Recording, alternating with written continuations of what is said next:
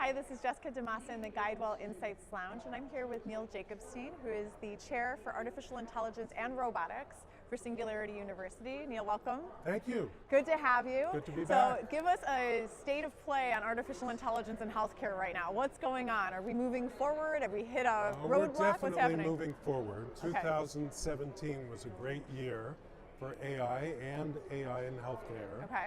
So in AI, we saw an announcement from Ken Forbes at Northwestern that his cod sketch system had played against the average American statistically Okay. in the Raven Progressive Matrices test of visual and analogical reasoning.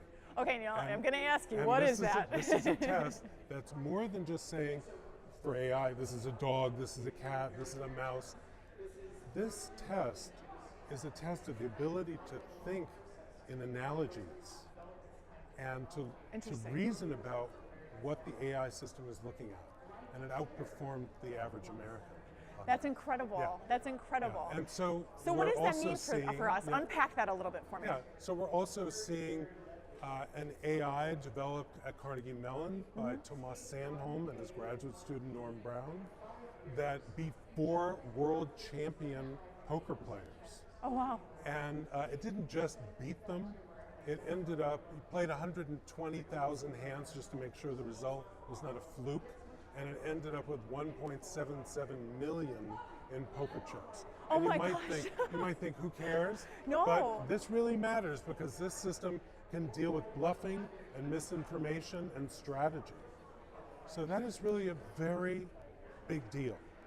And in medicine, we're seeing in January of 2017, a team at Stanford showed and trained a convolutional neural network, which is just a fancy phrase for a pattern recognizer, 129,000 images of skin lesions, and it could tell the difference between malignant melanomas and carcinomas and benign skin lesions on par with 21 board-certified dermatologists. Unbelievable. So that is a very big deal.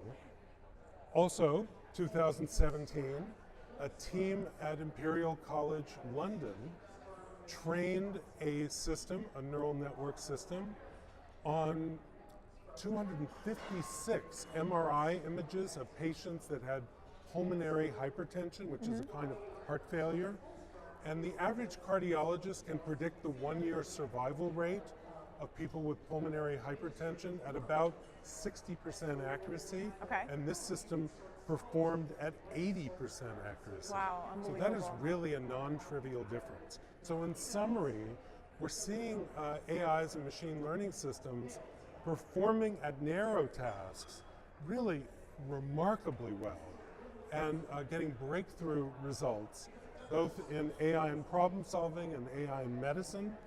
And we are not seeing superhuman Terminator systems or anything like that. We are seeing more members of the AI community paying attention to managing the downside risk of AI responsibly. There are conferences on this now with serious discussions about what kind of research is necessary to manage the downside risks of AI. And also there are partnerships in AI that include some of the world's largest companies, all devoted to managing the beneficial aspects of AI and reducing the downside risk.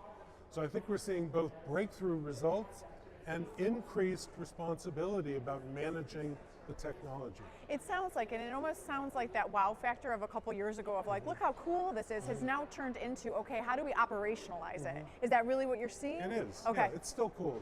Well, yeah, of course it's still cool if it can. How many poker chips was that? 1.77 million. That's incredible. Yeah.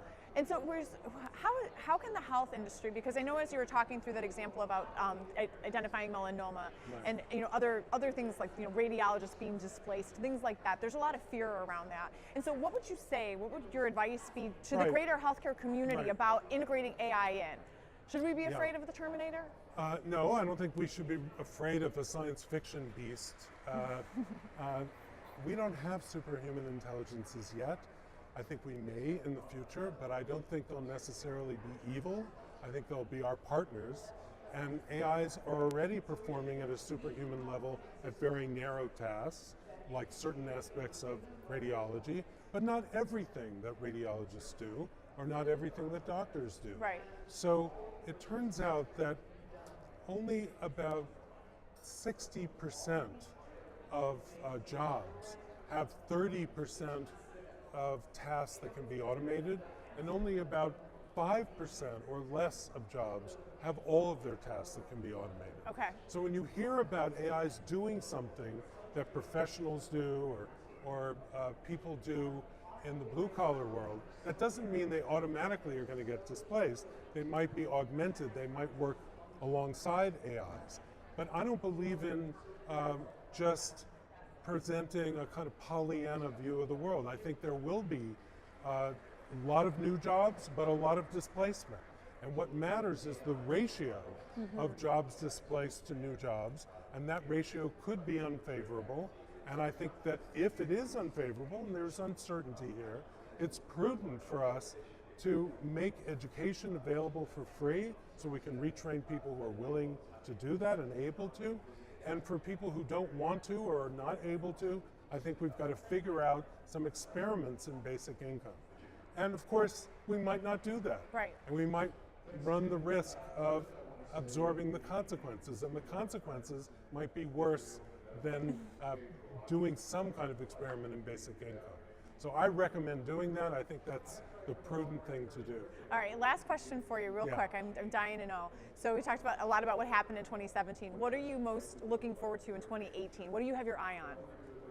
Well, I think we're going to see more convergence of different types of AIs, like AIs in pattern recognition, AIs in model-based reasoning. There's a DARPA program called World Modelers that's headed up by Paul Cohen, that I think is very promising. Okay. It's about building models of the world that attempt to understand the underlying mechanisms, not just do pattern recognition, and combining pattern recognition and predictive analytics with simulation models and mechanistic models, I think is very promising. That sounds so exciting. Well, hopefully we will be back here next year to hear more about this and how it's unfolded. Thank you so much for your time right now. It was a pleasure to speak with you again. Thank you for joining us in the GuideWell Insights Lounge.